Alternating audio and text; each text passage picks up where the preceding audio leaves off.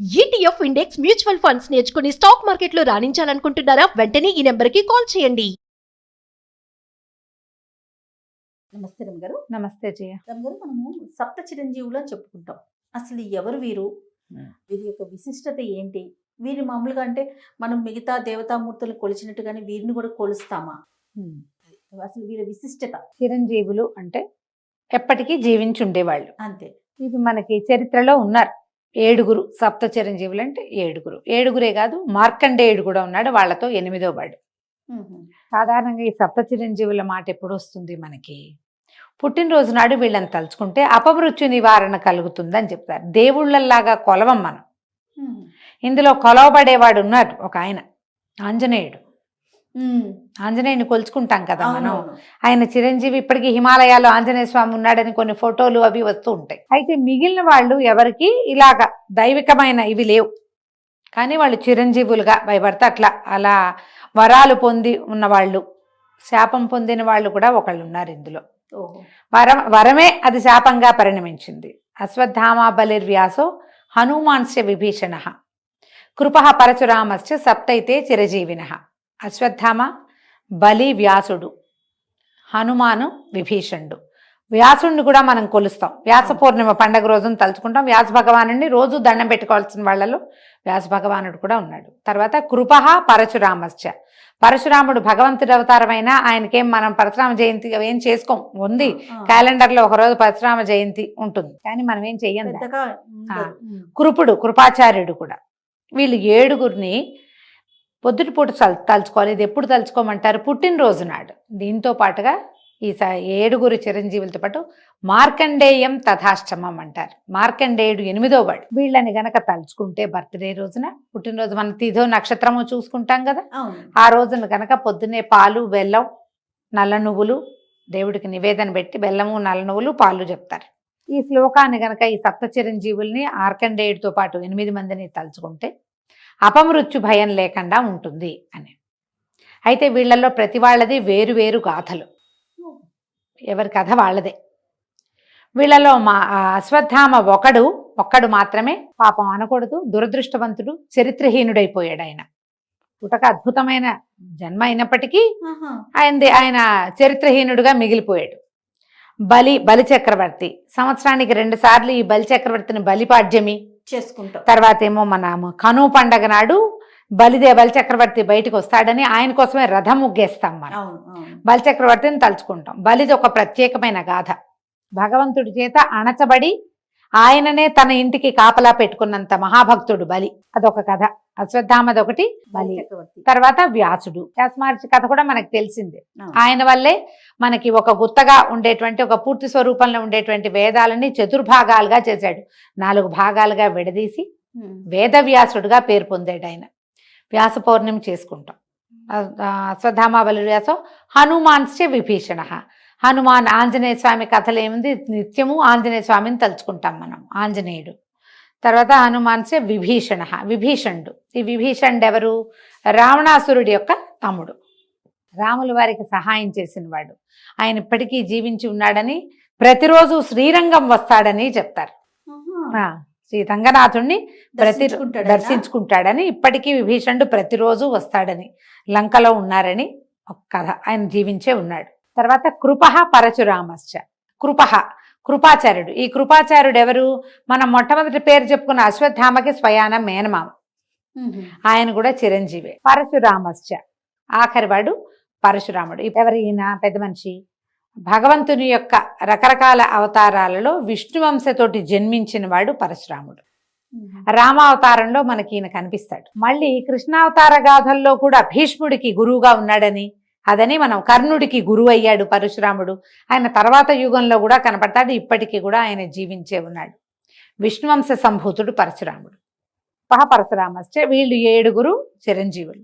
వీళ్ళతో పాటు మార్కండేయుడు 16 ఏళ్లకి మరణిస్తాడన్న మాటతోటి జన్మించి శివపూజతోటి శాశ్వతత్వాన్ని సంపాదించుకున్నవాడు మార్కండేయుడు. చిరంజీవిగా ఎప్పటికీ జీవించుంటాడు. మార్కండేయ ఆయుష్ అంటారు ఆయన. ఎప్పటికీ ఆయుష్ తీరదు. వీళ్ళని తలుచుకోవాలి. సో ఈ సప్త చిరంజీవులు అంటే 8వ ఆయన మార్కండేయతో కలుపుకుంటే 8 మంది అవుతా ఉన్నారు కదా రమ్మగారు. ఎవరి గొప్పతనం వాళ్ళదేనండి. అంతే, ఎవరి గొప్పతనం వాళ్ళది, ఎవరి పుటక వాళ్ళది, ఎవరి జన్మ రహస్యం వాళ్ళది. వరాలతో పుట్టినవాడు, వరంతో పుట్టినవాడు అశ్వత్థామ. బలిచక్రవర్తి ప్రహ్లాదుని యొక్క మనవడు. బలిచక్రవర్తి. అక్కడి నుంచి విభీషణుడు చూడు, విభీషణుడిది ఇంకొక ప్రత్యేకమైన గాథ. ఆయన ఇద్దరు అన్నదమ్ములు ఇద్దరు రావణ కుంభకర్ణులు. వీళ్ళెవరు జయ విజయులుగా ఉండి సనక సనందనలతోటి శాపం పొందినటువంటి జయ విజయులు, వైకుంఠంలో జయ విజయులు శాపం పొంది రావణ కుంభకర్ణులుగా జన్మించారు. ఆ రావణ కుంభకర్ణులుగా జన్మించిన వాళ్ళ తాలూకు సోదరుడుగా జన్మించాడు విభీషణుడు. వాళ్ళిద్దరూ శాపగ్రస్తులు. వాళ్ళిద్దరు వెళ్ళిపోయారు. వెళ్ళి మళ్ళీ పుట్టడానికి వెళ్ళారు. మళ్ళీ పుట్టారు కదా, ముందు హిరణ్యకశిపులుగా పుట్టారు మొదట. అక్కడి నుంచి రావణ కుంభకర్ణులుగా పుట్టారు. ఈ రామావతారం పరిసమాప్తి అయ్యేసరికి వీడిపోయి మళ్ళీ కృష్ణావతారంలో శిశుపాల దంతవక్తులుగా మళ్ళీ జన్మించారు. కానీ విభీషణుడు జీవించే ఉన్నాడు ఇప్పటికే. వాళ్ళతో పాటు పుట్టినవాడు. మళ్ళీ వీళ్ళతో పాటు పుట్టింది ఎవరు? శూర్పణఖ. రావణుడు, కుంభకర్ణుడు, విభీషణుడు తర్వాత శూర్పణఖ జన్మించింది. రాక్షసులతోటి జన్మించిన వాడొకడు, ఒక్క ఆయన చూడండి, భగవంతుని అనుచరుడుగా ఉండి, రామావతారంలో రాముల వారికి అనుచరుడుగా ఉండి, ఆయన పట్టాభిషేకం చూసి ఆయన తాము పూజించేటువంటి రంగనాథ స్వామి విగ్రహాన్ని విభీషణుడికి ఇచ్చారట. రాముల వారు ఆ విగ్రహాన్ని తీసుకుని వెళ్తూ ఆయనే శ్రీరంగంలో వదిలిపెట్టేశాడని చెప్తారు. అక్కడ ఉన్న స్వామి రాముల వారు వాళ్ళు పూజించిన స్వామిగా చెప్పబడుతుంది. అదొక గాథ, ప్రత్యేకమైన కథ. అతను ఇప్పటికీ జీవించే ఉన్నాడు. విభీషణుడి కథ చూడు, డిఫరెంట్ గా కనపడుతుంది. విభీషణుడి కథ అంతా చెప్పుకుంటే అది ఇంకొక వేరే చరిత్ర అవుతుంది. అవునా? ఇప్పుడు పరశురాముడి కథ చూడు. ఆయన భగవంతుని అవతారంగా జన్మించాడు. పూర్ణాంశ కాదు, కానీ అది ఆయన జన్మించింది ఎప్పుడు? రామావతారానికి కొంత ముందు, బాగా ముందు కాదు, అదే యుగంలో, త్రేతాయుగంలోనే జన్మించి ఒక ఋషి సంతానంగా పుట్టాడు. ఆయన ఋషి సంతానంగా పుట్టి ఏం చేశాడు? పుట్టడమేమో బ్రాహ్మణ వంశంలో పుట్టి క్షత్రియులు చేసేటువంటి క్షాత్ర విద్యని అవలంబించాడు. బ్రాహ్మణులు ఏం చేయాలి? యజ్ఞం యాగం చేయాలి, పౌరోహిత్యం. ఇప్పుడు పౌరోహిత్యం చేస్తున్నారు. పూర్వకాలం ఏం చేసేవాళ్ళు? యజ్ఞ యాగాదులు చేసుకునేవాళ్ళు. జమదగ్ని మహాముని ఆయన తపస్సు చేసుకునేవాడు, యజ్ఞ యాగాదులు చేసేవాళ్ళు. ఆయన కొడుకైన పరశురాముడు మాత్రం ఏం చేశాడు? ఆయుధం పట్టి 21 సార్లు భూమండలం అంతా తిరిగి క్షత్రియులని సంహరించాడు. ఎలాంటి విపరీత క్రియ. మళ్ళీ రామావతారం వచ్చేసరికి రాముడిని ప్రత్యక్షంగా కలిసి బాలకాండలో చివరి ఘట్టం ఇదే, పరశురామ పరాజయం. అదే భార్గవ పరాజయం చాలా ప్రత్యేకమైన ఘట్టం. ఒక పూర్తి సర్గ ఉంటుంది దాని మీద. ఎంత ప్రత్యేకమైందంటే జయ, ఏదైనా తీవ్రమైన సమస్యల్లో ఉన్నప్పుడు రామాయణంలోంచి పరశురామ పరాజయ ఘట్టాన్ని గనక చదువుకుంటే సమస్యలు తీరుతాయి. అంటే అంశావతారుడైన వాడు పూర్ణావతారుడితోటి కలిసినప్పుడు ఆయనకి మధ్యలో జరిగినటువంటి ఒక శక్తి తాలూకు ట్రాన్స్ఫర్మేషన్ అటు ఇటు ఆ ఘట్టం చదివి తీరాలి. అది చదువుకుంటే కనుక చాలా సమస్యలు తీరుతాయి తప్పకుండా. వీళ్ళందరూ కూడా ప్రత్యేకమైన వ్యక్తులు. ఎవరి కథ వాళ్ళది విశేషమైనదే. అందరిలోకి చిన్న కథ కృపాచార్యుడిదే. కానీ మొదటి నుంచి భారతంలో కనపడుతూనే ఉంటాడు ఆయన. అంటే ఇప్పుడు మనం అనుకున్న దాని ప్రకారం చూసుకుంటే చాలా వరకు చిరంజీవులుగా ఇంకా ఉన్నారనే అనుకోవాలి. చిరంజీవులు అంటే జీవించున్నట్టే వాళ్ళు ఉన్నారు. 8 మందిని అనుకోవాలి. 8 మంది ఉన్నారు. కానీ ఎవరిది వారిది మీరు అన్నట్లుగా ఎవరి కథ వాళ్ళదే. ఒక్కొక్క కథ నిదానంగా చెప్పుకుందాం. సో సప్త చిరంజీవులో మొట్టమొదటి చిరంజీవి ఎవరు? ఆయన ఇంకా జీవించే ఉన్నారని అనుకుంటున్నాం కాబట్టి ఆయన చరిత్ర ఒక్కసారి. మొట్టమొదటి వాడు అశ్వత్థామ. అయితే సప్త చిరంజీవుల్లో మిగిలిన వాళ్ళందరూ అద్భుతమైన చరిత్ర కలిగిన వాళ్ళు. ఈయన కొంత భగవంతుని శాపానికి గురైన వాడు అశ్వత్థామ. అద్భుతమైన పుట్టుక కలిగిన వాడే కానీ జీవితం అంతా అద్భుతాలే ఉన్నాయి ఆయనకి. చివర ఆయన చేసినటువంటి మరి తొందరపాటు పని అనొచ్చా, లేకపోతే ఇక ఒక కుమారుడిగా అతను చేయదగిన పనిని చేసుంటాడు బహుశా. దానివల్ల కొంత శాపాన్ని అనుభవిస్తాడు. ఆయన అనుభవించుతున్నాడు. దైవ నిర్ణయమే, అది తప్పేదేం లేదు కదా. ద్రోణాచార్యుని కుమారుడు అశ్వత్థామ. ఈ ద్రోణుడు ఎవరు? ద్రోణుడికి కూడా చాలా పూర్వకథ ఉంది. ద్రోణుడి చరిత్ర మనం ఇంకోసారి చెప్పుకుందాం. అశ్వత్థామ గురించే చెప్తాం. రైట్. అయితే ఈ ద్రోణాచార్యుడికి కృపి అనే ఆవిడతోటి వివాహమైంది. వీళ్ళు కృపాచార్యుడు కృపి అని అన్నా చెల్లి కవల పిల్లలు వాళ్ళు. ఆ కవల పిల్లల్లో ఒకరైనటువంటి కృపిని ఆయన పెళ్లి చేసుకున్నారు ద్రోణాచార్యుడు. అయితే ఈయన మొదట ఆయన విద్యాభ్యాసం చేసే కాలంలో ద్రుపదుడు, ఎవరు ద్రౌపది తండ్రి ద్రుపద మహారాజు, ఆయనకి సహాధ్యాయిగా ఉన్నాడు ద్రోణుడు. వాళ్ళిద్దరు కలిసి చదువుకున్నారు. ద్రోణుడు ఒక బ్రాహ్మణ మునికుమారుడు, ద్రుపదుడేమో రాజకుమారుడు. వీళ్ళు కలిసి చదువుకున్నప్పుడు నేను రాజయ్యాక నీకే కావాలంటే అది చేస్తానని ఇలా కొంచెం ఎక్కువ స్నేహంగా ఉండేవాళ్ళు. తర్వాత ఎవరిదైనా విద్యాభ్యాసం అయిపోయాక ద్రోణాచార్యుడు ఆయన పరిస్థితిని వెతుకుంటూ ఆయన అవతలకి వెళ్ళిపోయాడు. ద్రుపదుడు రాజు అయ్యాడు. ఈ ద్రోణుడికి కృపితో వివాహం అయింది. చాలా కాలం సంతానం కలగల. అయితే ఆయన ఎంతో శివుడి గురించి తపస్సు చేస్తే పరమేశ్వర వర ప్రసాదంగా ఆయనకొక కుమారుడు కలిగాడు.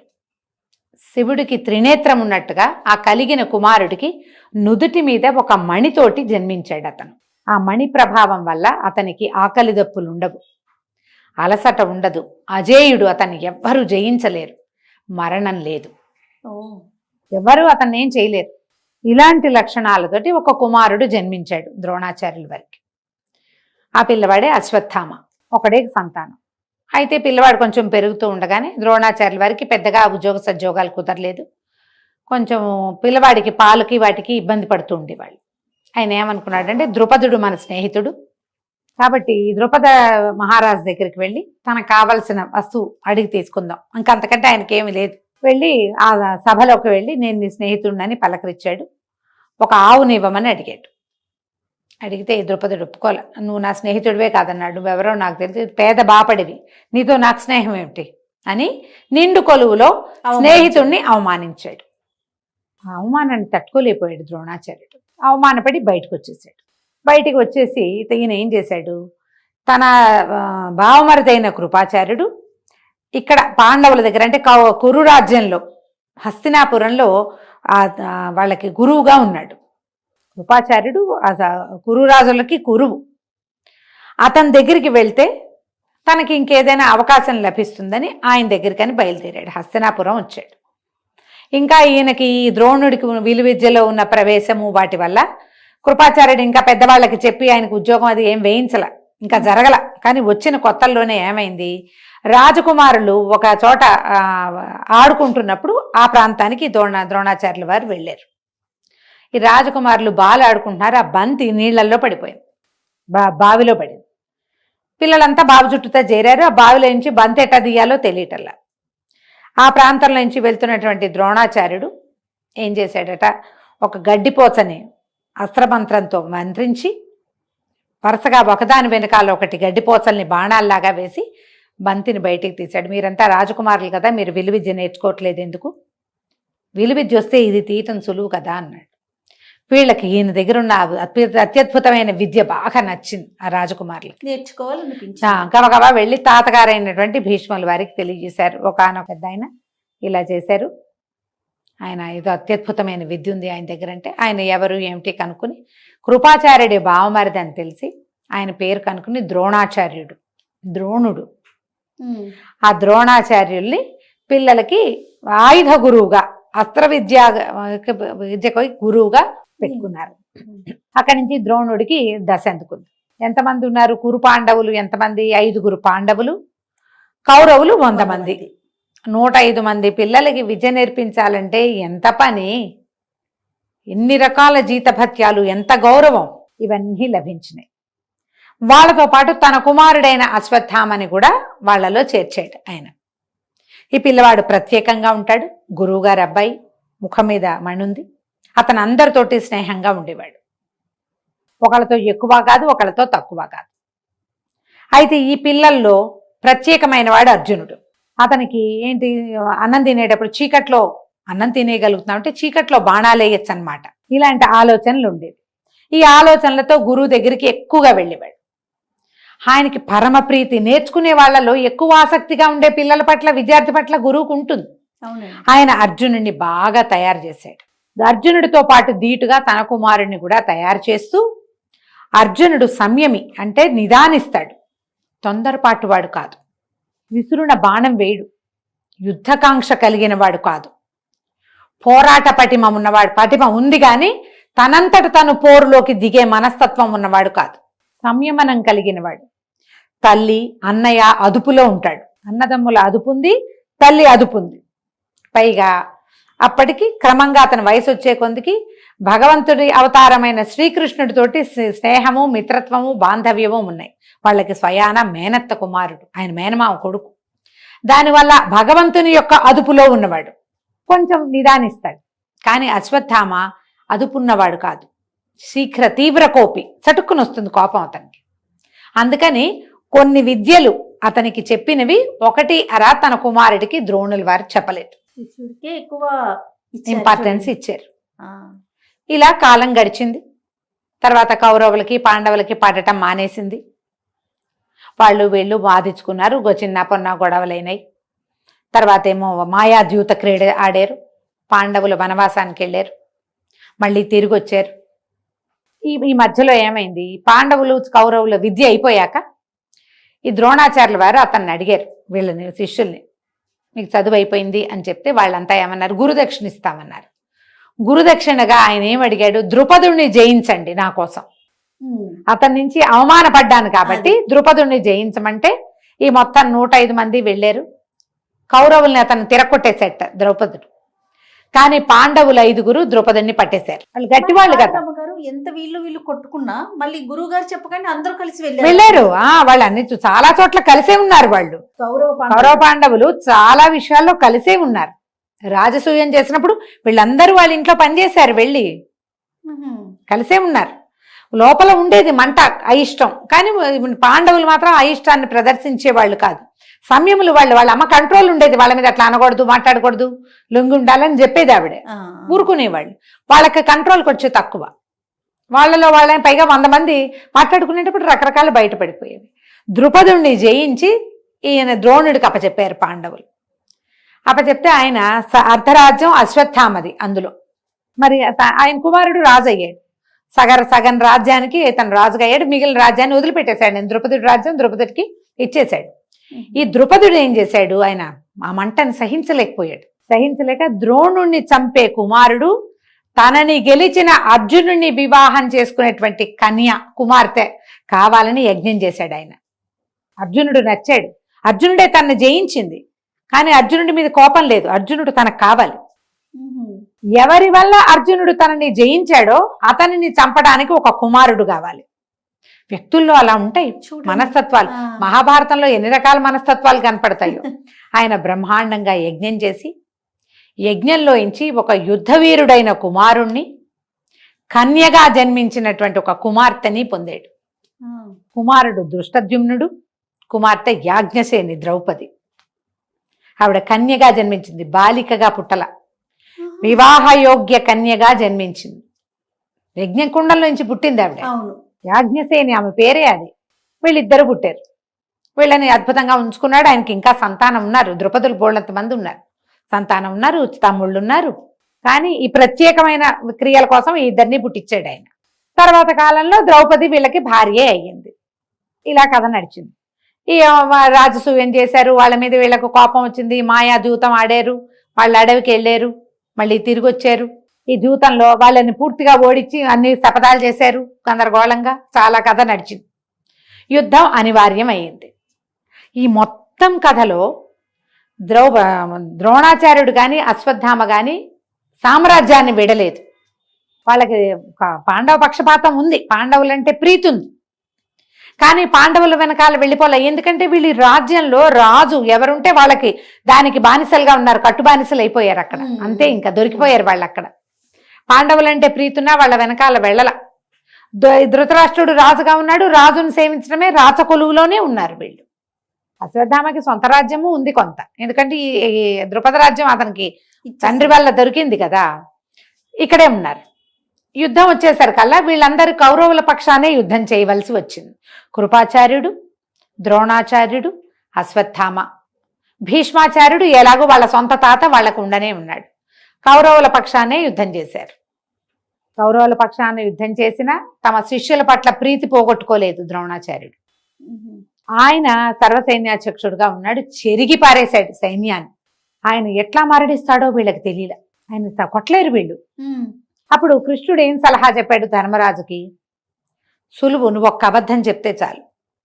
అబద్ధం కూడా చెప్పద్దు, నిజమే చెప్పు. నిజానికి అశ్వత్థామ చిరంజీవి, అతనికి పుట్టుకతోటే ఆ వరం ఉంది, మరణం లేని వరంతోటే పుట్టాడు.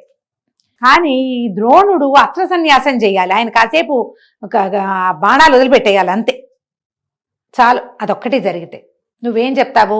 అశ్వత్థామాహత అని చెప్పు. అంత అబద్ధం నేను ఆడను, గురువుని మోసం చేయమంటావా అన్నాడు.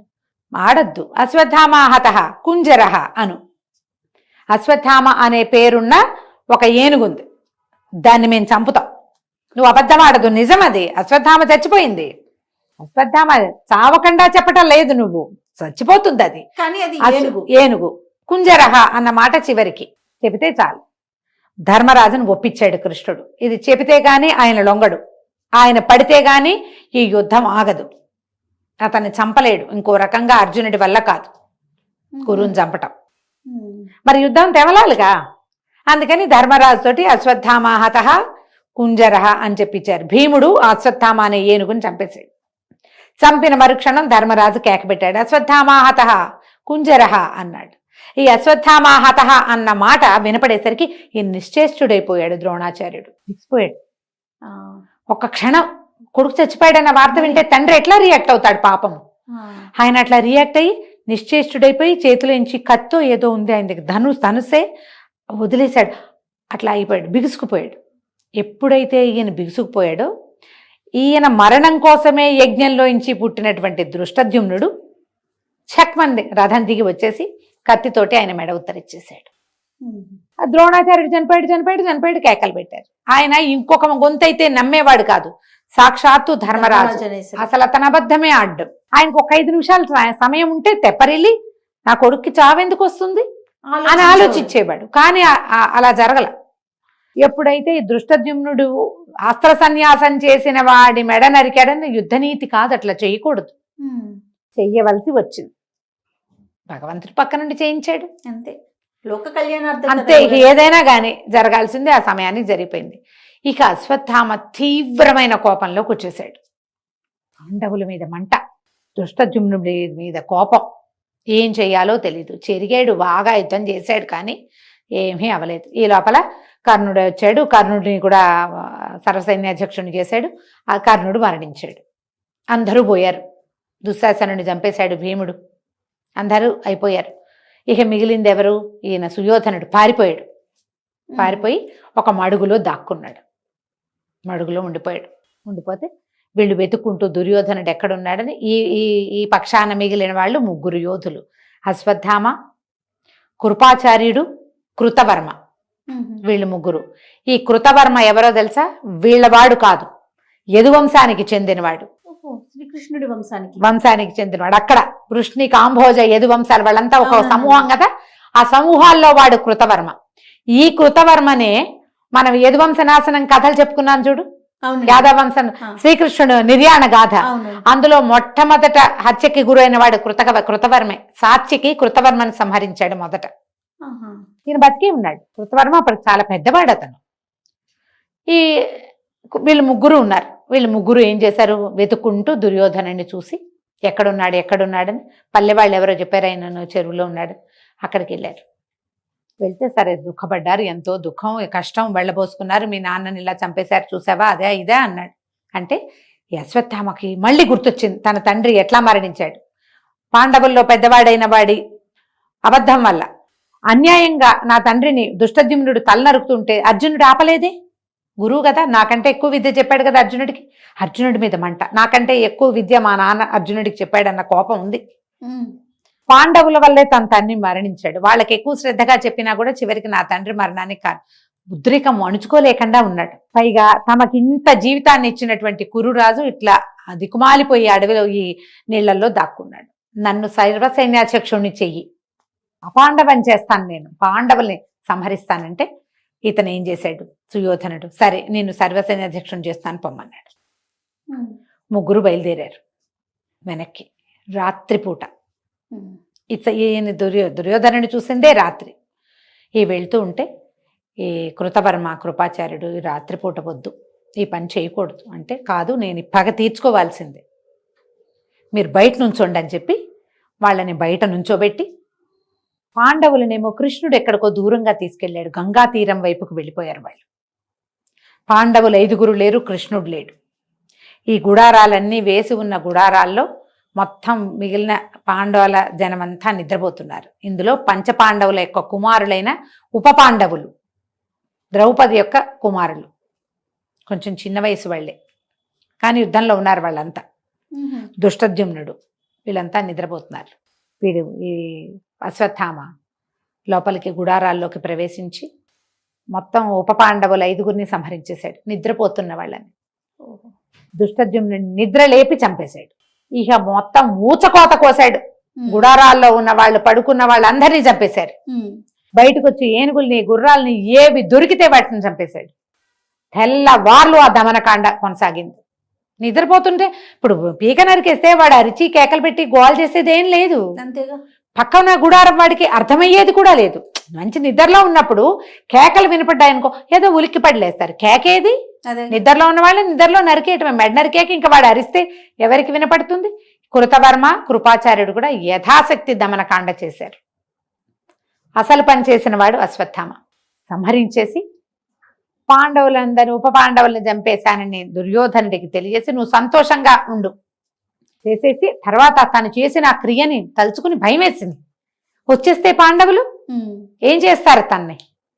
కృష్ణుడు బతకనిస్తాడా? వెళ్ళిపోయాడు. ఇక యుద్ధాన్ని వదిలేశాడు. ఇక ఈ కురుక్షేత్రం లేదేం లేదు, నడుచుకుంటూ వెళ్ళిపోయాడు. తెల్లవారింది, పాండవులు వచ్చారు. చూస్తే ఏముంది? ఏమీ లేదు. పిల్లలు చచ్చిపోయి ఉన్నారు, ఉప పాండవులు చనిపోయి ఉన్నారు, దుష్టద్యుమ్నుడు చనిపోయాడు. మొత్తం పీనిగల కుప్ప అదంతా. గుడారాలన్నిట్లలోనూ శవాలే, గుర్రాలు, ఏనుగులు అన్నీ శవాలే. రాత్రి అక్కడ రక్తపిశాచి నాట్యం చేసినట్టుంది. ఈ పని చేసిన వాడెవడు? అశ్వత్థామ. తెలిసిపోయింది. ఇక అశ్వత్థామని వెతుక్కుంటూ బయలుదేరారు రథాల మీద. అశ్వత్థామ ఎటు వెళ్ళాడంటే వెళ్ళాడు వ్యాస మహర్షి ఆశ్రమం వైపు. వెళ్ళి పట్టుకున్నారు. అతనేం చేశాడు? అక్కడికి వెళ్ళాక కూడా ఊరుకోలే. మళ్ళీ అర్జునుడితోటి యుద్ధం. బ్రహ్మశిరోనామకాస్త్రం అని ఒక అస్త్రం. ఆ అస్త్రాన్ని అతను ఏం చేశాడంటే పాండవుల ఇళ్లలో ఇంకా ఉన్నటువంటి గర్భస్థ శిశువుల మీద కూడా వేశాడు ఆ బాణం. బ్రహ్మాస్త్రం వేస్తే అర్జునుడికి ఆ బ్రహ్మశిరోనామకాస్త్రాన్ని, బ్రహ్మశిరాన్ని వెనక్కి తీసుకోవడం వచ్చు. ఈయన చెప్పాడు ద్రోణుడు ఆ ప్రయోగము, ఉపసంహారము 2 విద్యలు. ఏదైనా వేయటం ఒకటే కాదు, దాన్ని వెనక్కి తీసుకోవటం 2వ విద్య. అది రావాలి. అశ్వత్థామకి ఉపసంహారం రాదు. ఉపసంహారం రాని దాన్ని అసలు ప్రయోగించకూడదు. వెనక్కి తీసుకోవడం రాని దాన్ని వేయటం ఎందుకు? వేసేది మహాస్త్రాలు ప్రపంచం మీద పడిపోతాయి అవి.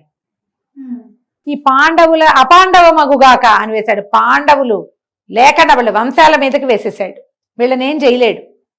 గర్భస్థ శిశువులు, పిండ దశలో ఉన్నటువంటి చాలా మంది ఆడవాళ్ళు ఉన్నారు. వీళ్ళకి అన్ని పోయినాయి. చివరికి కనడానికి సిద్ధంగా ఉన్న ఉత్తరా గర్భంలోకి కూడా వెళ్ళిపోయింది. అది అమ్మాయి నిండు నెలలతోటి ఉంది, అభిమన్యుడి భార్య. దేవతలు కూడా దిగొచ్చారు. వ్యాస మహర్షి వచ్చి ఆపాడు వీళ్ళని. ఆ అస్త్రం నేను వెనక్కి తీసుకోలేను అనేసాడు అశ్వత్థామ. అర్జునుడు తీసుకోగలడు, ఇతను తీసుకోలేడు. ఆ అస్త్రం రాదు అతనికి. అప్పుడు కృష్ణుడు ఉపసంహారం అర్జునుడితోటే చేయించాడంటారు. అని పట్టుకుని పెడరెక్కలు విరిచిగట్టి తీసుకొచ్చారు. ద్రౌపది దగ్గర పడేశారు. నీ కొడుకుల్ని చంపిన శిశుహంత వీడు, పిల్లల్ని చంపేశాడు. అది కూడా నిద్రపోతున్నా. అసలు నిద్రపోయేవాళ్లే శవంతో సమానం. జీవించి ఉన్నట్టు కాదు, నిద్రించేవాడు జీవించి ఉన్నట్టు కాదు. అలాంటి వాళ్ళని రాత్రి తమ సొంత స్థలాలను నిద్రించేవాళ్ళు, శిశువులు, బాలురు.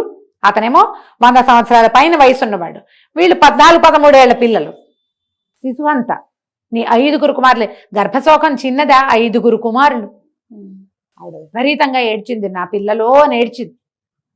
ఎంత దుఃఖంలో ఉందో.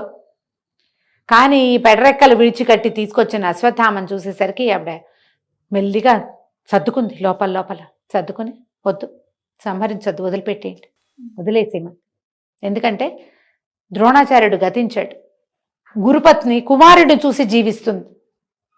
కుమారుని కూడా మనం సంహరించేస్తే ఆమె ఎవరిని చూసి బతుకుతుంది? నాకు సంతానం పోయింది, సంతానం లేరు, భర్తలు ఉన్నారు, జీవితం ఉంది నాకు. ఆమెకేముంది జీవితం? భర్త పోయి కుమారుడు పోతే ఆవిడ ఎట్లా బతుకుతుంది? నేను అనుభవిస్తున్న ఈ దుఃఖం గురుపత్నికి పనికిరాదు. ఆల్రెడీ కౌరవులంతా పోయి ఆవిడ గాంధారి దుఃఖంలోనే ఉంది. వదిలిపెట్టేయమంటే నుదుటన ఉన్న మణి తీయించేశాడు కృష్ణుడు. మణి తీసేసి ఆ మణి తీసి వదిలేలా, నువ్వు జీవించి ఉన్న నాళ్ళు దుర్వాసనతోటి రక్తమాంసాలు ఓడుతూ శరీరం నిండా వ్రణాలతోటి జీవించి ఉంటావు. నీకు మరణం లేదు, నిన్ను మేము చంపలేము ఎలాగో.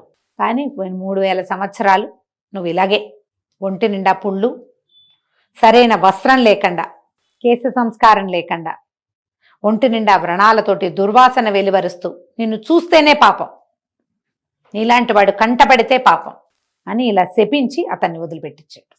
చిరంజీవిగా ఉన్నా కూడా శాపగ్రస్తుడైపోయాడు ఆయన. ఆ మణిని తీసుకున్నారు. ఆ మణిని ధర్మరాజుకు చేయించిన కిరీటంలో పొదిగించారంటారు. ఆయన కిరీటం పెట్టుకున్నాడు కదా, అందులో ఉండిపోయింది అది.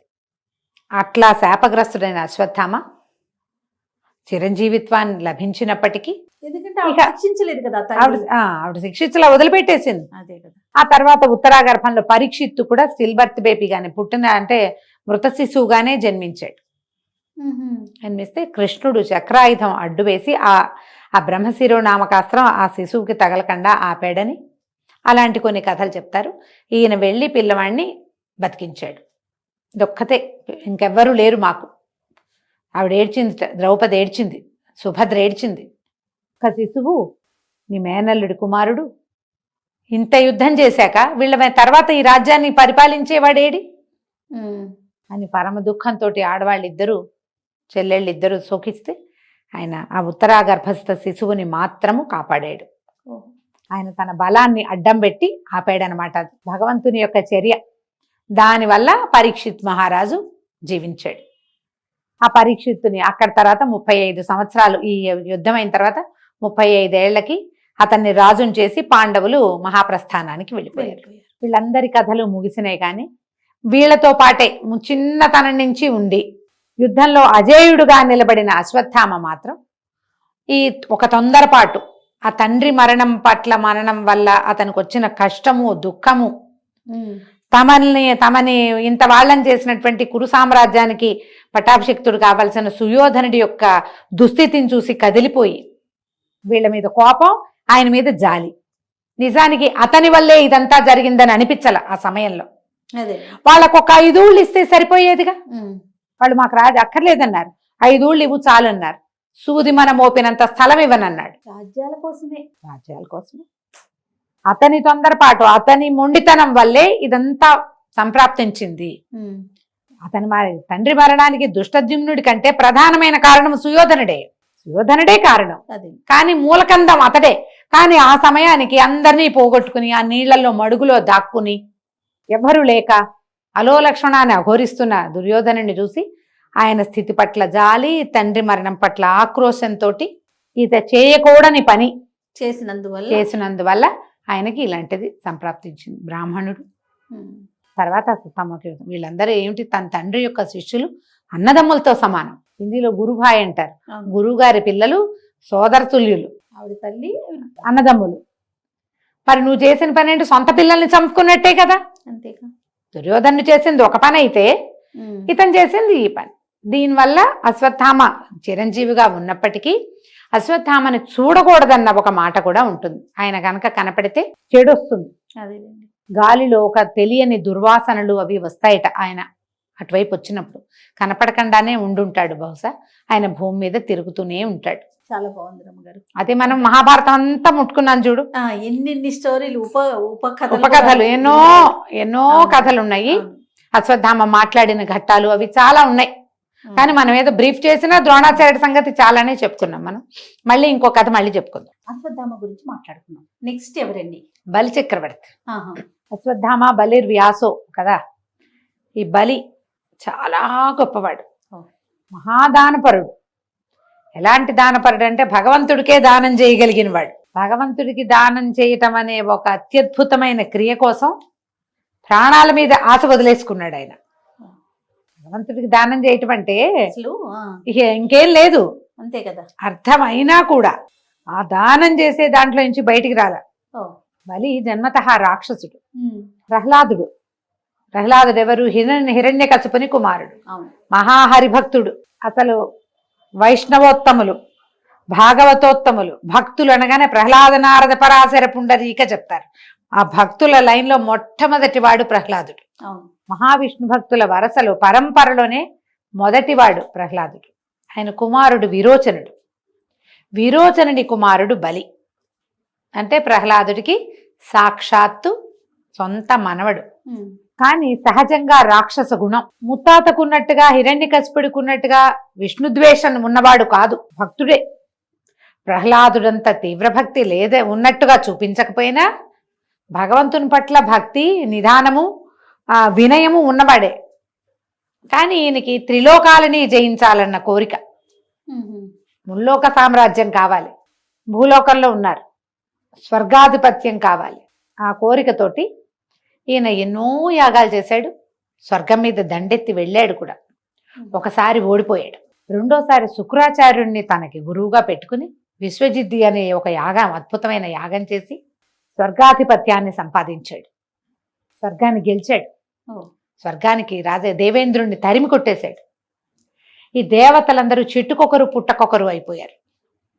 అలాగని బలి దుర్మార్గుడు, యజ్ఞయాగాదులు ఆపేవాడు కాదు, స్వయంగా యజ్ఞాలు చేసేవాడు అతను. లోకాధిపత్యం కావాలి, త్రిలోకాధిపత్యం, స్వర్గం జయించేసుకున్నాడు అంతే. ఇంకా దేవతల్ని చెలకట్టనివ్వల. ఇక వాళ్ళకి లభించవలసినవన్నీ తనే పుచ్చుకున్నాడు. అవి మామూలుగా యజ్ఞం చేస్తే యజ్ఞంలో నుంచి వెళ్ళే హవిస్ అంతా కూడా దేవతలకు కదా చెందేది. అవునండి. అలాంటివి కాకుండా చేసుకునేవాడు. తను యజ్ఞం చేసి దేవతలకి బలం వచ్చేలాగా చేసినా వాళ్ళు తన అదుపులో ఉండేలాగా చేశాడు. అయితే చెట్టుకొకరు పుట్టకొకరు అయిపోయారు దేవతలు. అయిపోతే ఈ దేవతల తల్లైన అదితి పరమ దుఃఖంలో మునిగిపోయింది. నా కుమారులంతా ఇట్లా చెట్టుకొకరు పుట్టకొకరు అయిపోయారు, ఈ దుఃఖాన్ని భరించలేకుండా ఉన్నాను నేను భర్త కశ్యప ప్రజాపతి దగ్గర దుఃఖపడింది. బలిని నిర్జించేవాడు కావాలి నాకు. ఈ బలి మళ్ళీ ఎవరో కాదు కదా, కశ్యపుడికి ఇంకొక భార్య వల్ల కలిగిన సంతానం తాలూకు అదే వంశంలో పుట్టినవాడే. కానీ అతడి వల్ల వీళ్ళందరూ ఇదైపోయారు, దేవతలంతా చెట్టుకొకరు పుట్టకొకరు అయిపోయారని చాలా దుఃఖించింది ఆవిడ. అప్పుడు ఆయన ఏం చేశాడట, కశ్యప ప్రజాపతి బలిని నిర్జించే కుమారుడు కావాలని పయోభక్షణ వ్రతం అని ఒక వ్రతం ఉపదేశించట. 12 రోజుల పాటు కఠినమైన నియమంతో ఈ వ్రతం చెయ్యి, నీకు బలిని నిర్జించగలిగేవాడు కుమారుడుగా జన్మిస్తాడు అని. ఎవరు బలిని నిర్జించగలిగిన వాళ్ళు? రాక్షసాంతకుడెవడు? హరి. ఆయన అదితి గర్భ సంజాతుడుగా జన్మించాడు. అదితికి కుమారుడుగా పుట్టాడు. ఆవిడ వ్యాస భారతంలో, వ్యాస రాసిన భాగవతంలో అయితే 1000 సంవత్సరాలు గర్భం ధరించింది అని రాశారట. అలా ఉన్నది, చాలా సుదీర్ఘ గర్భం అది. కానీ ఆమెకు ఒక చూడ చక్కని కుమారుడు కలిగాడు, వామనుడు. ఆయన చిన్నవాడు, కానీ విష్ణువు అలా జన్మించాడు. వామనావతారం జన్మించిన పిల్లవాడికి ఏం చేశారు, 7 నుండి 8వ ఏడు వచ్చేసరికి గర్భాష్టమం అంటారు. అలాంటి ఒడుగు చేసే వయసు వచ్చేసరికి ఉపనయనం చేశారు. ముందు ఇప్పుడు ఏదైనా దానం తీసుకోవటం అది పనికిరాదు. కానీ ఎప్పుడైతే బ్రహ్మచారి వటువు అవుతాడో ఒక పిల్లవాడు, బ్రహ్మచారి దానం తీసుకోవచ్చు, భిక్ష తీసుకోవాలి. చదువుకునేటప్పుడు అదే కదా పద్ధతి చేసేవాళ్ళు. అప్పుడు ఎవరు ఉత్తమమైన దానం ఇచ్చేవాళ్ళు అంటే బలి. అతన్ని మించిన వాళ్ళు లేరు.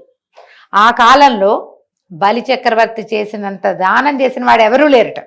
పైగా ఆయన ఎప్పుడు యజ్ఞయాగాదులు చేసేవాడు. ఆ యజ్ఞం చేసేటప్పుడు ఎవరైనా వచ్చి ఏదైనా అడిగితే ఇచ్చేయడమే ఆయన సంగతి. యజ్ఞం జరుగుతుంది, అక్కడికి ఎవ్వరు వచ్చినా యథోచితంగా దానాలు ఇస్తారు, అందరికీ ఇస్తాడు. అయితే ఈ పిల్లవాడిని ఇక్కడికి పంపించారు. ఈ వామనావతార స్వరూపంలో, వామన రూపంలో ఉన్నటువంటి భగవంతుడైన హరి ఇక్కడికి వచ్చాడు. చిన్న పిల్లవాడు, గొడుగు, ఒంటి మీద జంధ్యము, చిన్న గావంచ, శిఖ అవి చూస్తే ముద్దు పట్టలేనట్టుగా ముచ్చట గొలిపే స్వరూపంలో ఉన్నవాడు. ఒడుగా అంటే చిన్న పిల్లాడు అనమాట, అప్పుడే ఒడుగైనవాడు. వచ్చి బలి చక్రవర్తి దీనికి వచ్చాడు. ఈ స్వరూపం చూసేసరికి ఆయన ముచ్చట కలిగింది. నీకేం కావాలో అడగమంటే నాకేం కావాలి, నీకు అవి కావాలా, ఇవి కావాలా, ఏం కావాలి అని అడిగాడు. అవేమి వద్దు, జపం చేసుకోవడానికి కూర్చుని అనుష్ఠానం చేసుకోవడానికి 3 అడుగుల నేల ఇవ్వమన్నాడు. అయితే శుక్రాచార్యుడు ఈయనకి యజ్ఞం చేయటానికి సహాయంగా ఉన్నాడు. ఈ శుక్రాచార్యుడు ఎప్పుడైతే ఈ బాల స్వరూపము నడిచి వస్తుంటే ఆయనకి ఆ బాలుడి వెనకాల ఒక పెద్ద రూపం తెలుస్తోంది. ఆయన ఈ బాలుడిలో లోపల ఉన్నటువంటి విష్ణువుని ఆయన పసిగట్టేశాడు. పసిగట్టి ఈయనకి చెప్పాడు, దానం చెయ్యొద్దు నువ్వు, ఎందుకంటే ఇతను అతిథికి బాలుడు కాదు, అతిథి గర్భసంజాతుడు చెప్పాడు ఆయన. విష్ణువే ఇట్లా జన్మించాడు, నిన్ను నేలమట్టం చేయటానికి వచ్చాడు, ఇతనికి దానం ఇవ్వద్దు అని చెప్పాడు. చెప్తే బలిచక్రవర్తి ఒప్పుకోలే. మాట ఇచ్చానన్నా. ఇప్పుడు నేను యజ్ఞం చేస్తున్నా, ఈ సమయంలో ఎవ్వరు వచ్చినా నేను దానం చేయవలసిందే. పైగా వచ్చినవాడు హరే అయితే, విష్ణువే అయితే, విష్ణువంతటి వాడి చెయ్యి కింద నా చెయ్యి పైన అవుతుంది. ఇంతకు మించింది ఏదైనా ఉందా? ఆ చెయ్యి ఎలాంటిది? లక్ష్మీదేవిని, ఆమెను ఆపాదముస్తమస్తకము ముట్టుకోగలిగిన చెయ్యి అది. ఆయన చెయ్యి విష్ణుమూర్తి అంటే ఏమిటైనా లక్ష్మికి భర్త, సామాన్యుడు కాదు కదా, ప్రపంచ నిర్మాణ శక్తి, ప్రపంచాన్ని నడిపేవాడు.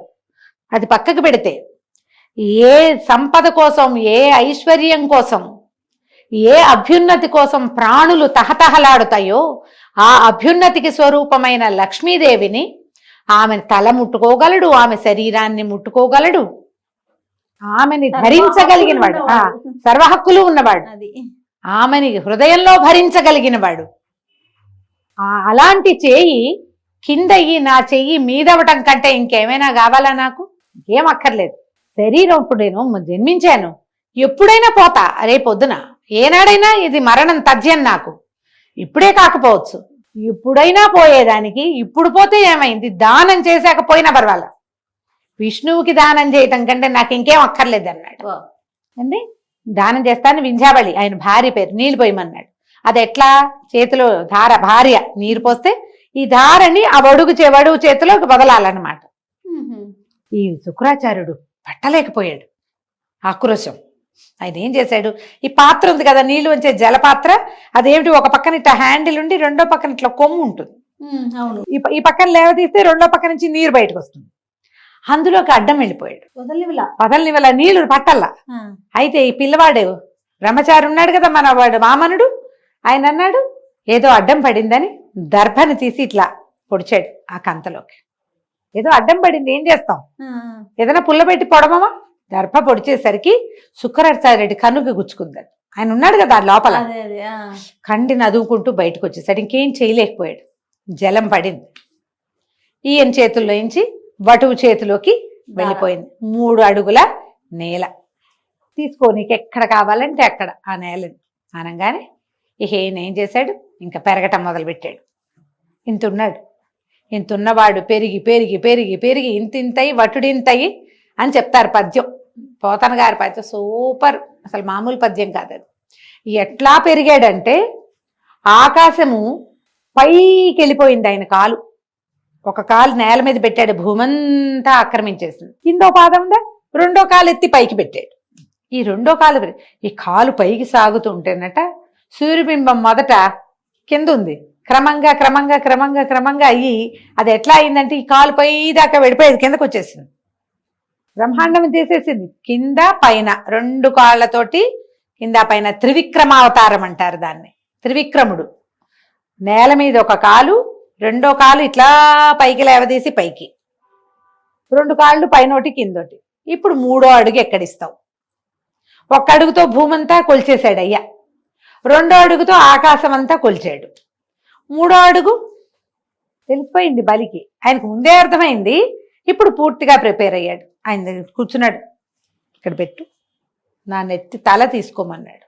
ఏం చేశాడు, ఇప్పుడు 3వ కాలు ఎత్తి 3వసారి ఈ 2 కాళ్ళు ఉపశమించి పాదం ఎత్తి బలి చక్రవర్తి నెత్తి మీద పెట్టాడు. కొలుచుకోవాలి కదా 3వ అడుగు. ఈ పాదం ఎప్పుడైతే విష్ణు పాదం బలి తల మీదకి చేరిందో బలి అలాగే కిందకి వెళ్ళిపోయాడు పాతాళంలోకి. ఎలాంటి పాదం అది? భూమి ఆకాశాలు ఏకమొత్తంగా కొలవగలిగిన పాదం నెత్తి మీద పడితే ఏమైనా ఉందా? భూమి పాతాళంలోకి వెళ్ళిపోయాడు, తొక్కేశాడు కిందకి. అంతే, ఇక లేడు బలి. వింధ్యావళి పరమ దుఃఖంతో బాధపడింది. ప్రహ్లాదుడు పరిగెత్తుకొచ్చాడు. అయితే ఈయన ఏమన్నాడు, పాతాళంలో ఉన్నాడు బలి, నువ్వు అతనితోటి ఉండొచ్చని వింధ్యావళిని పంపించాడు. భార్యని. ప్రహ్లాదుడికి వరం ఇచ్చాడు, దేవేంద్రుడికి అతని రాజ్యం అతనికి ఇచ్చేసేయండి, ఈయన సంహరించను నేను.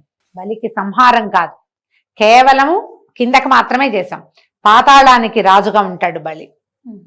ఇక భూమిదే, ఇక్కడ ఎవరు ప్రభు ఉంటే వాళ్ళది, తర్వాత వంశం వాళ్ళు రాజ్యం చేసుకోవచ్చు. ఈ స్వర్గాధిపతి అయిన దేవేంద్రుడికి వెళ్ళిపోతుంది, చిరంజీవిగా ఉంటాడు. అంతేనా? బలి ఎప్పటికీ జీవించే ఉంటాడు. ఇక త్రిలోకాధిపత్యం లేదు, పాతాళానికి మాత్రమే అధిపతి. సంవత్సరానికి 2 సార్లు భూమి మీదకి అతను రావచ్చు, భూలోక సంచారానికి 2 సార్లు వస్తాడు. బలి పాడ్యమి నాడు వస్తాడట ఒకటి. రెండోది ఎప్పుడు వస్తాడు? సంక్రమణం మర్నాడు, ఉత్తరాయణం వచ్చిన మరుసటి రోజున బలి భూలోక విహారానికి రావచ్చు. ఒక్కసారే వస్తాడని కొన్ని కథల్లో చెప్తారు, అది కూడా ఉత్తరాయణం మర్నాడు, కనుమనాడు. మనం అందుకే కదా రథం ముగ్గులేసుకుంటాము. అవునండి. ఒక ఇంటి రథాన్ని 2వ ఇంటికి కలుపుతాము, ఆ రోజుని మినువులు వండుతారు, చాలా చేస్తాం మనం కనుమనాడు. బలి చక్రవర్తికి ఆహ్వానం పలుకుతాం, బలి వస్తాడని. పాడ్యమి నాడు కూడా కొన్ని చోట్ల కొన్ని ప్రాంతాల్లో బలి చక్రవర్తికి ఆహ్వానం పలుకుతారు. ఆ పాడ్యమి నాడే త్రివిక్రమావతారం జరిగిందన్న మాట కూడా కొన్ని చోట్ల కనపడుతుంది. ఇట్లా భగవంతుడికే దానం ఇచ్చినటువంటి బలి చిరంజీవిత్వాన్ని పొందాడు. కానీ ఎంత బాగున్నాయి రమ్మగారు సప్త చిరంజీవులు. నిజంగా ఏ కథ వినలేదే అని అనిపిస్తా ఉంది నాకు మాత్రం. ఏ కథ ఎవరి గొప్పతనం వాళ్ళదే. అయితే ఈ బలి చక్రవర్తి కథని చెప్పినా విన్నా, భగవంతుడి పట్ల ద్వేషంతో ప్రవర్తించిన పాపం పోతుంది. అప్పుడప్పుడు దేవుడు లేడు అంటాం మనం. దేవుడు ఉంటే ఇలా జరుగుతుందా?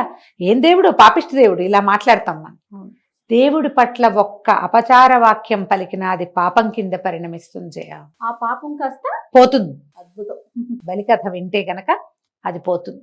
తర్వాత ఆయన కుమారులు వీళ్ళు అంతా రాజ్యం చేశారు. కానీ ఈ వామనావతారంలో ఉన్నటువంటి భగవంతుడు ఇతన్ని తొక్కేశాక ఆయన తపస్సుకు వెళ్ళిపోయాడని తర్వాత అవతారం చాలించేసినట్టుగా చెప్తారు.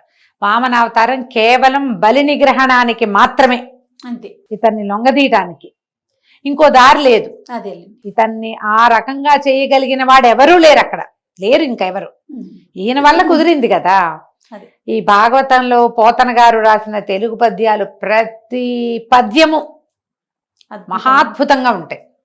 కుదిరితే ఈ వామన చరిత్ర మా భాగవతంలోది చక్కగా ప్రత్యేకంగా చదువుకోవచ్చు. దానివల్ల కూడా మనకి ఎక్కడి నుంచి వస్తున్నాయో సమస్యలు అర్థం కాని కొన్ని పరిస్థితులు ఉంటాయి, ఏమిటో వచ్చేస్తుంటాయి ప్రాబ్లమ్స్. ఆ సమస్యలు తీరుతాయి వామన చరిత్ర చదివితే. అవకాశం ఉన్న వాళ్ళు అది కూడా చదువుకోవచ్చు. ఈరోజు ఏ చిరంజీవి గురించి చెప్తున్నారండి? అశ్వత్థామ, బలి చెప్పేశాం. అవును. వ్యాసుల వారి గురించి చెప్పుకుందాం. భారత జాతి అసలు తెల్లవారు లేచి భూదేవికి దండం పెట్టాక ఎవరికి మొట్టమొదట దండం పెట్టాలంటే ప్రతి భారతీయుడు నమస్కరించవలసింది వేదవ్యాసుడికే. అంతటి చరిత్ర, అంతటి మహానుభావుడు, మామూలు వాడు కాదు ఆయన. వ్యాసుడే లేకపోతే మనకి భారతం లేదు, భాగవతం లేదు, కృష్ణుడు లేడు, అష్టాదశ పురాణాలు లేవు, వేదాలకి 4 చతుర్విధాలు లేవు, మన విధి విధానమే లేదు కదండి. వేదం లేదు భారతదేశానికి. అమ్మో, కేవలం వ్యాసుడి వల్లే మనకు అందింది అది. ఆయనే అష్టాదశ పురాణాలు రాశాడు. భగవంతుణ్ణి సులువుగా పొందటం ఎలా అనేది కలియుగపు మానవులకి తెలియచేసిన, తెలివిడి కలిగించిన మహానుభావుడు వేదవ్యాసుడు. ఆయన గురించి తెలుసుకోవాల్సిందే. వేదవ్యాసుల వారి జననమే చాలా విచిత్రమైన గాథగా ఉంటుంది. పూర్వం వసువు అనే ఒక రాజు ఉండేవాడు. ఈయన చాలా పరాక్రమవంతుడు. ఇంద్రుడికి సహాయం చేస్తే ఆ ఇంద్రుడు ఒక విమానం ఇచ్చేట ఆయనకి, వసువుకి ఇస్తే ఆ విమానంలో తిరిగేవాడు. ఉపరిచర వసువు అనేవారు ఆయన్ని, పైన తిరగలిగేవాడు. అయితే ఆ టైంలో ఆయన రాజ్యం చేస్తున్న కాలంలో శుక్తిమతి అని ఒక నది కోలాహలుడనే ఒక పర్వతాన్ని చుట్టి ప్రవహించేదట. ఈ నదీ పర్వత సంగమం వల్ల ఆ శుక్తిమతి అనే నదికి 2 సంతానం కలిగారు. ఆ గిరిక, వసుపదుడు అలాంటి పేరు చెప్తారు. ఈ గిరికని, ఈ పిల్లలిద్దరిని ఆవిడ ఆ ప్రాంతానికి ప్రభు అయిన, భూమికి ప్రభు అయిన వసువుకి అప్పచెప్పింది. ఆ గిరికని వివాహం చేసుకున్నాడు వసువు. అయితే ఒకనాడు ఆయన ఏం చేశాడట, ఎక్కడికో అడవికి వెళ్ళాడు. అద్భుతంగా ఉందట ఆ వాతావరణం. అప్పుడు ఆయనకి భార్యను తలుచుకున్నాడు.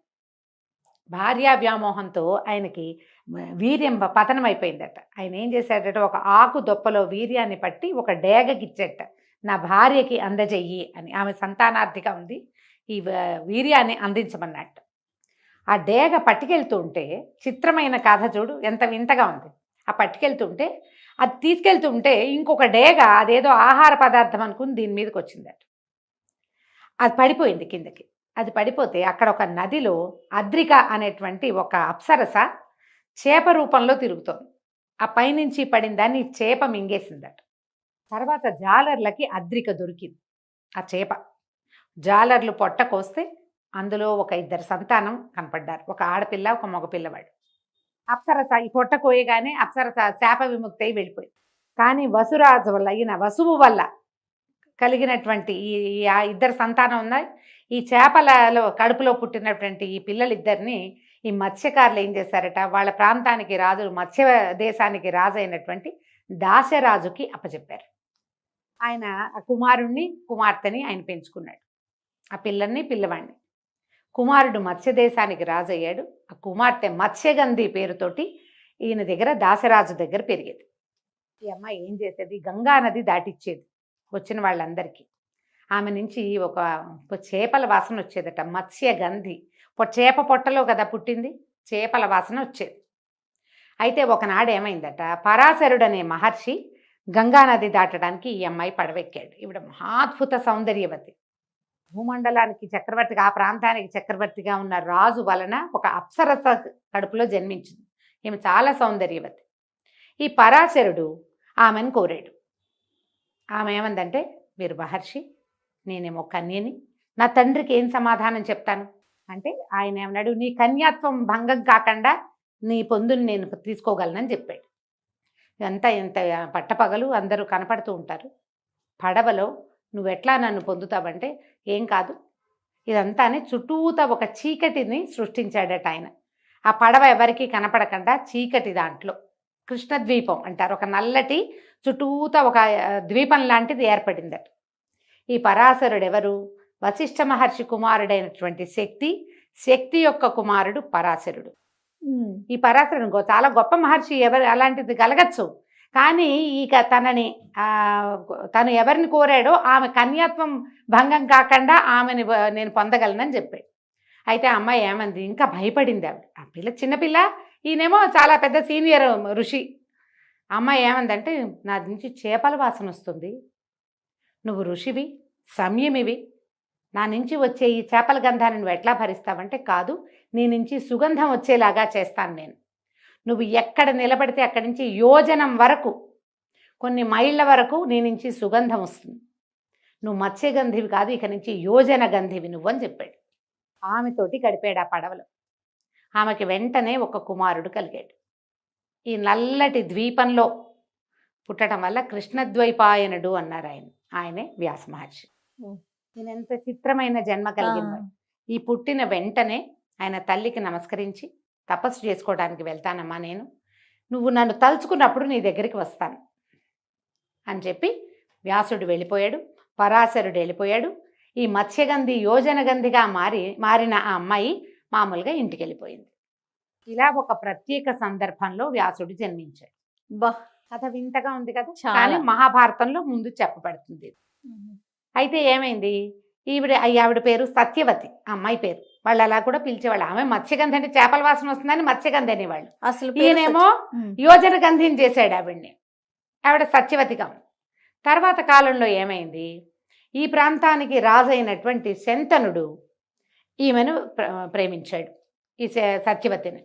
ఆయనకి ముందే సంతానం ఉంది, గంగాదేవి వల్ల కుమారుడు ఉన్నాడు. కానీ ఈ అమ్మాయిని పెళ్లి చేసుకుంటానంటే దాశరాజు ఏమన్నాడు, మా అమ్మాయిని కావాలంటే నీకు ఇస్తా, సత్యవతిని నీకు ఇస్తాను, కానీ ఆవిడకి పుట్టిన కుమారుడే రాజు కావాలి అంటే. ఈయనకు ఆల్రెడీ కొడుకున్నాడు, భీష్ముడు. ఆయన పేరు భీష్ముడు కాదు, అప్పటికి దేవవ్రతుడు. ఈయనకి పెద్దవాడు యుక్త వయస్కుడైన కుమారుడు ఉండి, ఇప్పుడు ఆ అబ్బాయి రాజ్యానికి రావాలి, ఈవిడ కొత్తగా పెళ్లి చేసుకుని అమ్మాయి కుమారుడికి రాజ్యం ఎట్టా ఇస్తాడు, ఆయన ఊరుకున్నాడు. ఊరుకుంటే ఆయన ఆవిడ్ని తలుచుకుని బాధపడుతున్నాడని కుమారుడైనటువంటి దేవవ్రతుడు తెలుసుకుని అతను దాశరాజు దగ్గరికి వచ్చి, నీ కుమార్తెని నా తండ్రికి ఇచ్చే వివాహం చేయి, నాకు రాజ్యం అక్కర్లేదు, ఈవిడికి పింతలికి పుట్టిన సంతానానికే రాజ్యం ఇప్పిస్తానన్నాడు. దాసరాజు అన్నాడు, నాయన ఇవాళ నువ్వు ఒప్పుకుంటావు, రేపొద్దున నీకు పెళ్ళి అవుతుంది, నీకు పిల్లలు పుడతారు, మా నాన్న రాజ్యం వీళ్ళకి ఇచ్చారని వాళ్ళు అడగరా? రేపొద్దునైనా ఈ సమస్య వస్తుంది ఆయన, వద్దు మా అమ్మాయిని మీ నాన్నకి ఇవ్వనంటే ఆయన ఏమన్నాడు వెంటనే, కాదు అసలు నేను వివాహమే చేసుకోను, ఆ జన్మాంతము బ్రహ్మచారిగా ఉంటానని భీషణమైన ప్రతిజ్ఞ చేశాడు తండ్రి వివాహం కోసం. ఈ ప్రతిజ్ఞ తర్వాత ఏమైంది, దాసరాజు ఒప్పుకున్నాడు, తండ్రి బాధపడ్డాడు కానీ సత్యవతిని వివాహం చేసుకున్నాడు. భీష్ముడు ఇంకా పెళ్లి చేసుకోవాలి. భీష్ముడిది ఒక ప్రత్యేకమైన గాథ మళ్ళీ ఇంకోసారి చెప్పుకుందాం, ఈ లైన్లో ఆయన లేడు కదా. ఈ వివాహం అయిన తర్వాత ఆవిడకి 2 కుమారులు కలిగారు రాజుగారి వల్ల, శంతనుడి వల్ల. చిత్రాంగదుడు, విచిత్ర వీరుడు. వీళ్ళు కొంచెం సామాన్యమైన వాళ్ళు, వాళ్ళని భీష్ముడే రక్షించేవాడు.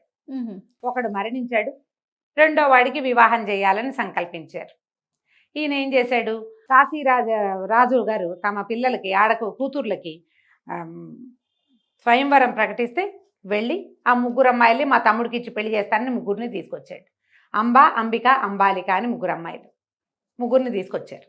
తీసుకొస్తే అందులో అంబ ఏమంది, నేను సాల్వుడిని ప్రేమించాను, అతను ఎలాగో వచ్చాడు, అతనికి దండేద్దాం అనుకున్నాను, నువ్వు నన్ను తీసుకొచ్చేసావు, నాకు మీ తమ్ముడితో పెళ్లి ఇష్టం లేదని. భీష్ముడు అన్నాడు, నీ దారి నువ్వు వెళ్ళమ్మా అని పంపేశాడు. అంబిక, అంబాలికల్ని ఈయనకి ఇచ్చి పెళ్లి చేశారు విచిత్ర వీరుడి తమ్ముడికి.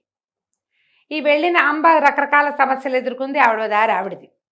ఇక్కడ వివాహం అయిందా, కొంతకాలానికి అనారోగ్యంతో విచిత్ర వీరుడు మరణించాడు. కోడళ్ళిద్దరూ ఉండిపోయారు, కుమారుడు మరణించాడు. ఇప్పుడు ఈ రాజ్యానికి, కురు సామ్రాజ్యానికి ఎవరు, శంతన్ మహారాజు పాలించినటువంటి కురు సామ్రాజ్యం హస్తినాపురమే. దీనికి రాజు ఎవరు, ఆ కోడళ్ళు ఉన్నారు కానీ పిల్లలు లేరు. భీష్ముడిని పెళ్లి చేసుకోమని బతిమలాడింది ఆవిడ. నేను ప్రతిజ్ఞ చేశాను, నేను పెళ్లి చేసుకోను అన్నాడు. చేసుకోనంటే ఆవిడేముంది, దేవర న్యాయం అని ఒక న్యాయం ఉంది. ఈ దేవర న్యాయం ఇలాగ సంతానం లేకపోతే బావగారో మరిదో వీళ్ళతోటి వీళ్ళని వివాహం చేసుకోకుండా వీళ్ళకి సంతానాన్ని ఇవ్వచ్చు, రాజ్యానికి వారసులు ఉంటారని అడిగితే దానికి కూడా ఆయన ఒప్పుకోవాలి. అయితే అప్పుడు వీళ్ళు కొన్ని పాత గాథలు విని ఏమన్నారంటే, ఎవరైనా ఒక ఉత్తమ బ్రాహ్మణుడి వలన ఈ స్త్రీలకి అంటే ఈ భర్తలు చనిపోయినటువంటి వీళ్ళిద్దరికీ సంతానాన్ని గనక కలిగిస్తే ఆ సంతానం క్షేత్రజులుగా వాళ్ళకి ఆ అధికారం వస్తుంది. ఉండేది అట్లాంటివి జరిగేవి అప్పట్లో, ఉన్నది ఒక తర్కాణం కూడా చెప్పాడు. అప్పుడు ఈ సత్యవతీదేవికి జ్ఞాపకం వచ్చింది. భీష్ముడు ఒప్పుకోవట్లేదు, భీష్ముడు ఈ రాజ్యానికి రాజకుమారుడు అయినప్పటికీ తనకొక కుమారుడు ఉన్నాడు. ఎవరైనా వేదవ్యాసుడు. వ్యాస మహర్షిని పిలవాలని అనుకున్నాడు. ఆయన్ని తలుచుకుంటే ఆయన ప్రత్యక్షమయ్యాడు. అప్పటికే మహాతపస్విగా ఉన్నాడు ఆయన. ఆయన్ని అడిగింది, అయ్యా ఇట్లా నేనేమో నాకు 2 కుమారులు కలిగారు, 2 మరణించారు, కోడళ్ళు ఉన్నారు, ఈ రాజ్యానికి వారసులు లేరు, కాబట్టి నా కోడళ్ళకి సంతానాన్ని అనుగ్రహించమని. సరేనని ఒప్పుకున్నాడు ఆయన తల్లి కోసం. ఒప్పుకుంటే అంబికకి అంబాలికకి చేరుకో సంతానము కలిగింది. ధృతరాష్ట్రుడు, పాండురాజు. ఈ వచ్చిన మహర్షిని చూసి భయపడ్డందుకు, కళ్ళు మూసుకున్నందుకేమో అంబికకి ధృతరాష్ట్రుడు పుట్టుగుడ్డివాడిగా జన్మించాడు. ఆయన చూసి భయంతో పాలిపోయినందుకు అంబాలికకేమో పాండురాజు పాండురోగంతో పాలిపోయిన వంటి శరీరం కలిగిన వాడు జన్మించాడు. ఇద్దరు మహాబలవంతులే, ఋషి వలన అద్భుతమైన సంతానమే కలిగింది. మళ్ళీ ఈ పిల్లవాడు కళ్ళు లేగని పిల్లవాడుగా ఉన్నాడు కాబట్టి మళ్ళా పెద్ద కోడల్ని పంపించింది ఆవిడ. పంపిస్తే ఆవిడేం చేసింది, ఈసారి ఆ మహర్షి దగ్గరికి వెళ్ళటం ఇష్టం లేక తన దాసిని అలంకరించి పంపించింది. దాసి పరమభక్తితో వ్యాసుడిని సేవించింది. ఆవిడకి విదురుడు పుట్టాడు. వీళ్ళ 3 ఈ కురు సామ్రాజ్యానికి, ఒకడు రాజు, 2వ వాడు రక్షకుడు, 3వ వాడు మంత్రి. ధృతరాష్ట్రుడు పుట్టుగుడ్డివాడు కాబట్టి కన్ను లేని వాళ్ళకి మరి దివ్యచక్షువుగా ఉన్నాడు కదా, రాజ్యం ఇవ్వడానికి వీల్లేదు.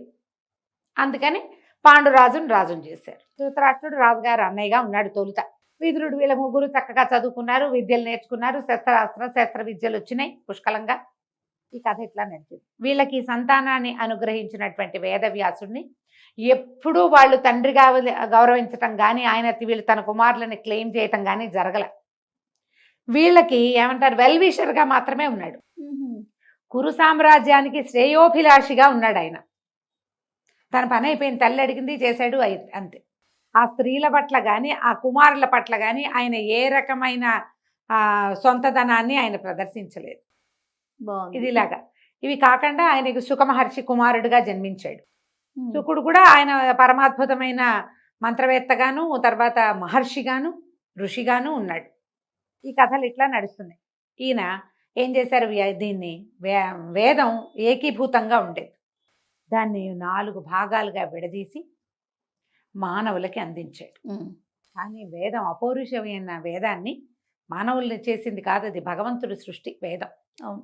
అందులోని విషయాల్ని మానవులు సులువుగా అర్థం చేసుకోవటానికి వీలుగా పంచమ వేదం అని చెప్పబడేటువంటి మహాభారతాన్ని కూడా రాశాడు ఆయన. ఈ మహాభారత గాథ అంతా ఆయన కంటి ముందే జరిగింది. ఆయన వల్లే వీళ్ళు కలిగారా? తర్వాత వీళ్ళంతా పెద్దవాళ్ళు అయ్యారు, వాళ్ళకి పిల్లలు కలిగారు, వాళ్ళు వీళ్ళు కొట్టుకున్నారు, చివరికి కురుక్షేత్ర సంగ్రామం అయింది. ప్రతి అడుగడుగున వేదవ్యాసుడు ఈయన వస్తూనే ఉన్నాడు ఇక్కడికి, వీళ్ళ దగ్గరికి. అవును. వీళ్ళు వెళ్తున్నారు, ఆయన వస్తున్నాడు. ఒక్కొక్కళ్ళకి ఒక్కొక్క రకమైన బోధ చేశాడు ఆయన. పాండవుల్ని బోధించాడు, ధృతరాష్ట్రుడికి బోధ జరిగింది. అన్ని సందర్భాల్లోనూ వేదవ్యాసుడి ప్రెజెన్స్ ఉంది మహాభారతంలో. మహాభారతం అంతా అయిపోయాక ఆయన ఆలోచిస్తూ అదంతా పునరావృత్తి చేసి దీన్ని ఒక లైన్గా రాసి అప్పచెప్దాం ప్రజలకి అని భావించి తను చెప్పేదాన్ని రాయటం కోసం గణపతిని ప్రార్థించాడు, విఘ్నేశ్వరుణ్ణి. మహాభారతం గంట మాక్కండా రాయాలి నేను చెప్తానంటే వినాయకుడు ఏమన్నాడంటే, ఆపితే ఆగిపోతా, ఇక నేను రాయను, ఆపకూడదు, నువ్వు అట్లా చెప్తూ ఉంటే నేను రాసేస్తా అనేసరికి ఇప్పుడు ఈయన ఆలోచించాడు. ఎక్కడైనా తను ఆలోచించుకోవటానికి కానీ, తను కొంచెం ప్లాన్ చేసుకోవటానికి కానీ ఆగకుండా ఎట్టా కుదురుతుంది, ఫ్లో ఆగితే రాయని అంటున్నాడు గణపతి. అందుకని ఆయన ఏం చేశాడు, వేదవ్యాసుడి వ్యాస మహర్షి ఈ మహాభారతాన్ని చెప్పడం మొదలుపెట్టారు. చెప్పటం ప్రతి 10 శ్లోకాలకి ఒకసారి ఒక పెద్ద శ్లోకం చెప్పటం.